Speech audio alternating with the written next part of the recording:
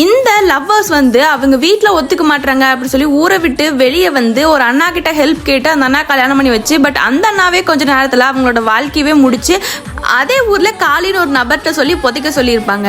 அவர் புதைச்சிட்டு போகலான்னு நினைக்கிறப்ப அந்த சமாதி பயங்கரமான விரிசல் விட்டு இப்போ காளி கிட்ட மீரா ஒரு பேயா மாதிரி பேசிக்கிட்டு இருக்கா.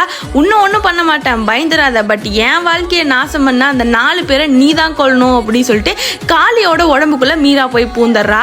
அதுக்கப்புறம் அவங்க 4 பேரும் ஒரு இடத்துல உட்காந்து ஜாலியா ஃபன் பண்ணிட்டு இருக்காங்க. அந்த இடத்துல காளி போய் நிக்கிறப்ப, நான் தான் உங்களுக்கான காசெல்லாம் கொடுத்துட்டேனே, எப்ப ஏன் இங்க வந்தீங்க அப்படின்னு சொல்லி கேட்கிறப்ப காளி சொல்றான், காளி இல்லடா மீரா அப்படி சொன்னதும் இவங்க எல்லாம் பயந்து இங்க இருந்தா சரி வராது அப்படின்னு சொல்லி வேற ஒரு ஊருக்கு ஓடிடுறாங்க பைக் எடுத்துட்டு.